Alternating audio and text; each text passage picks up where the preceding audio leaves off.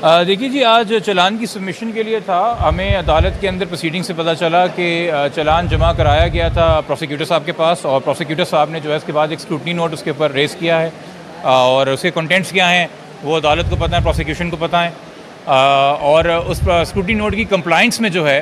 वो कोई partial compliance हुई है, और पार्शियल जो मैंने प्रोसिक्यूटर साहब ने अदालत को बताया कि कुछ क्वेश्चंस या मज़ीद कमेंट्स पुलिस ने अपनी तरफ से शायद क्वेरी रेज़ की समझने के लिए, तो उसको कंक्लूड करना है प्रोसिक्यूशन ने, तो उसके लिए उन्होंने टाइम मांगा है, और 16 तारीख उसके अंदर हुई है।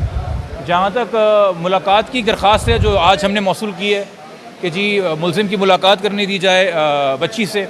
उसमें मैंने अदालत को बताया कि गुज़रे कल के अंदर एक पटिशन फ़ाइल हुई है जिसमें ऑलरेडी ये बात कि क्या अक्यूज़ मिल सकता है बच्ची से कि नहीं, जब तक ट्रायल नहीं ख़त्म होता, चूँकि उससे गवाहों के ऊपर एक फ़र्क पड़ सकता है, अंडर इन्फ्लुएंस वो आ सकते हैं। तो हाई कोर्ट ने ऑलरेडी उस पर नोटिस किया हुआ है मुलजिम को, सब लोगों को 18 तारीख के लिए। तो बेहतर है कि हाई कोर्ट इस पर फैसला कर ले, फिर इस पर कोई मज़ीद कार्रवाई हो।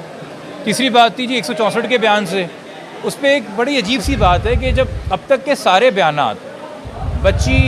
के जो हैं वो मुलजिम के फेवर में हैं, जो मुलजिम का अपना मौक़िफ़ है, मुलजिम का सारा केस इस बात पे खड़ा हुआ है कि जी बच्ची का 164 का बयान मेरे फेवर में, 161 का बयान मेरे फेवर में, जो और 2-3 मजिस्ट्रेट्स को उसने बयान दिए मेरे फेवर में। अच्छा, अभी रिसेंटली जो आपके पास मीडिया के तवज्जुह से हमें मिली 1 तारीख की प्रोग्रेस रिपोर्ट, जिसमें आयू साहब ने कहा कि मैंने फिर बच्ची का बयान लिया है, और उसमें भी वो पुराने बयान की तस्दीक कर रही है। तो हमारा इतना सा सवाल था जज साहब से कि कोई नई बात आई है रिकॉर्ड पे जो कि अक्यूज़ को इंक्रिमिनेट करती है, कि अक्यूज़ कह रहा है कि बच्ची का 164 होना चाहिए। अगर अक्यूज़ एक तरफ कहता है कि बच्ची के अब तक तमाम बयानात मेरे फेवर में हैं, तो फिर आपने मज़ीद बयान कौन सा करवाना है?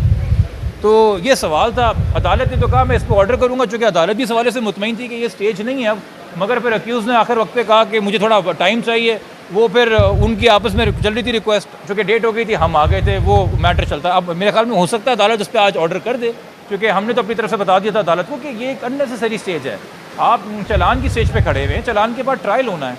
और या तो कोई नया इंक्रिमिनेटिंग एविडेंस होता, या तो आईओ साहब आते नए और कहते कि जी मैं बच्ची से मिला और बच्ची ने मुलजिम पे फ़लाना फ़लाना इल्ज़ाम लगा दिया, और फिर अक्यूज़ कहता कि जी ये तो गैर हाज़िरी के अंदर बयान हुआ है, दबाव डाला गया है, ये बच्ची के बयान की तस्दीक करवाई जाए अदालत में।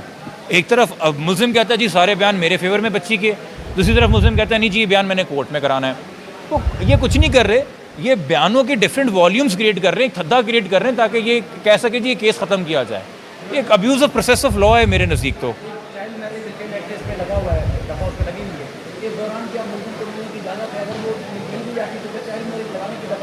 देखिए,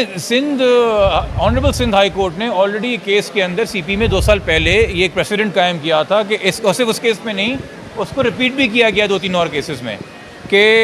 और उसके बाद सिंगल बेंच के अंदर भी ये एक और रिपीट हुई चीज़ें 491 में एक और केस में भी कि जी during the pendency of the trial मुलाकात ना करनी दी जाए ना, जो कि एक जगह एक मुलजिम है, एक जगह एक प्राइमरी गवाह है, फिर ट्रायल का फ़ायदा नहीं है। अगर आप मुलाकात करने देंगे और इन्फ्लुएंस होने देंगे, फिर वो ट्रायल की स्टेज तक मामला हो जाए। अगर आपने मुलाकात करनी है